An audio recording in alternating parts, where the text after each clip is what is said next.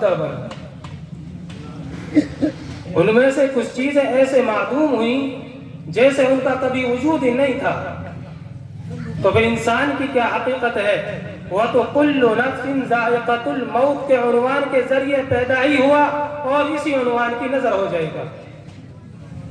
لیکن انسان باقی رہے یا نہ رہے اس کا عمل باقی رہتا ہے، اور وہی عمل جو ہے اس کی نجات کا سبب بنتا ہے. 1400 برس بیت گئے اور 15ویں صدی کا چوتھائی حصہ گزر گیا.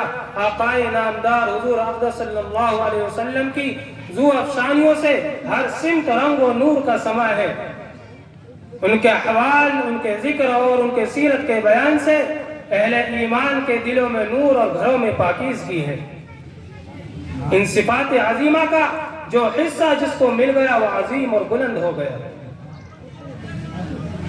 کسی نے اخلاق کو تھاما، کسی نے کردار کی حفاظت کی، کسی نے علم کا دامن تھاما، کسی نے اپنے آپ کو اللہ کے حوالے کر دیا. سب کے حصے میں عنایت ربانی آئی، شہرتیں ملی، محروم کوئی نہیں رہا. اور کچھ لوگ وہ سامنے آئے جنہوں نے مختلف جہتوں اور مختلف سمتوں میں اپنے نقوش ثبت کیے. مختلف امتیازات ان کے ساتھ اس طرح چلے گویا ان کی ذات کا حصہ ہے. حضرت حافظ محمد رمضان صاحب رحمۃ اللہ علیہ کی شخصیت بھی انہی حضرات کی یاد دلاتی ہے، مگر ان کی علمی شخصیت کی روشنی ہر سو بکھری ہوئی ہے. اس علاقے کے اندر جب تک یہ علم و عمل کے مراکز اور درس و تدریس کے مدارس قائم ہیں اس وقت تک حضرت کی علمی اور سادگی کی یادیں تازہ ہوتے رہیں گی. ان کے مزاج کے اندر ایک سادگی تھی، وہ سادہ تھے بالکل، اور تنہا پسند تھے. وہ شروع سے ہی کم بولتے تھے. 30-32 سال کے طویل عرصے کے اندر ہزاروں طالب علموں نے ان سے استفادہ کیا، اور یہ سلسلہ رکے گا نہیں، نسل در نسل چلتا ہی رہے گا. شاگردوں سے شاگرد پیدا ہوتے رہیں گے، اور اس کا ثواب براہ راست حضرت والد مرحوم کو پہنچتا رہے گا. تقریباً انہوں نے 60-62 سال کی عمر پائی، اور اکثر حصہ عمر ان کا درس و تدریس میں گزرا.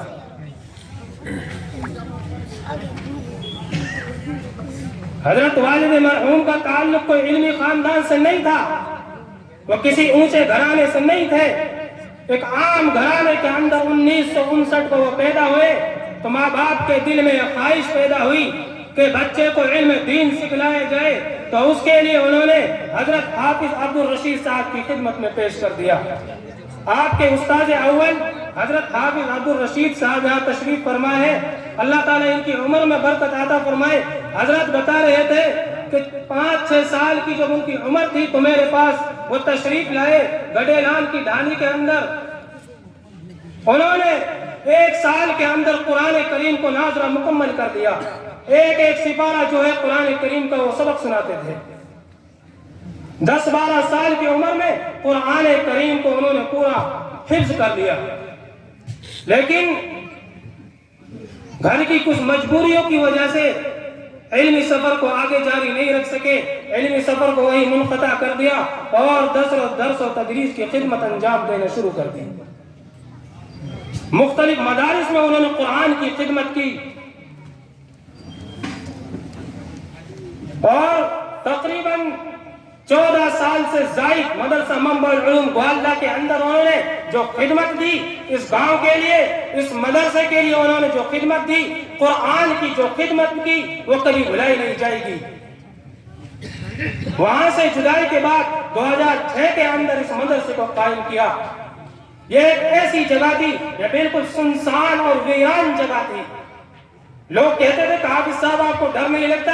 تو ان کا ایک ہی جواب ہوتا تھا، میرے پاس قرآن پڑھنے والے طلبہ ہیں تو مجھے کسی چیز کا ڈر نہیں ہے. قرآن سے انہیں حقیقی معنی میں عشق تھا، انہیں محبت تھی. انہوں نے ایک مرتبہ مجھے اپنا ایک واقعہ بتلایا. اپنے ایک شاگرد کا، گاؤں کا ہی ان کا ایک شاگرد تھا، نام ان کا میرے ذہن میں نہیں رہا. پھر ان کو پیٹ کے اندر جو ہے گیٹ ہو گئی، اب ڈاکٹروں کے پاس گئے تو ڈاکٹروں نے چیک اپ کیا تو ان کو بتایا کہ اس کے کینسر ہے. تو والد صاحب کے پاس فون آیا ان کے والد کا کہ حضرت حافظ صاحب بچے کو جو کینسر ہو گیا. تو حضرت حافظ صاحب نے کہا کہ اس کا دوبارہ چیک اپ کرواؤ، اس کا کینسر نہیں ہو سکتا. انہوں نے دوبارہ چیک اپ کروایا تو رپورٹ میں آیا کہ کینسر نہیں ہے. تو ان کے والد نے پوچھا کہ حافظ صاحب آپ نے اس لیے کیوں کہا کہ ان کو کینسر نہیں ہو سکتا؟ تو انہوں نے کہا میرا ایمان اور میرا یہ یقین ہے کہ جس کے اندر قرآن کریم محفوظ ہو، جس کے سینے میں قرآن کریم ہو، اس کو کبھی کینسر نہیں ہو سکتا، اور اس کو میں نے حافظ قرآن بنایا ہے، اس کو کینسر نہیں ہو سکتا. یہ میرا ایمان اور میرا یقین ہے. قرآن سے ان کی یہ محبت تھی اور ان کا یہ عشق تھا.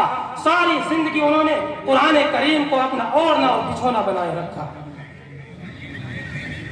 بس آخر میں یہ کہوں گا کہ اللہ تعالیٰ ان کو اس دوسری دنیا کے اندر ہمیشہ خوش رکھے، ہمیشہ ان کو آباد رکھے اور ان کو جنت میں اعلیٰ سالا مقام عطا فرمائے.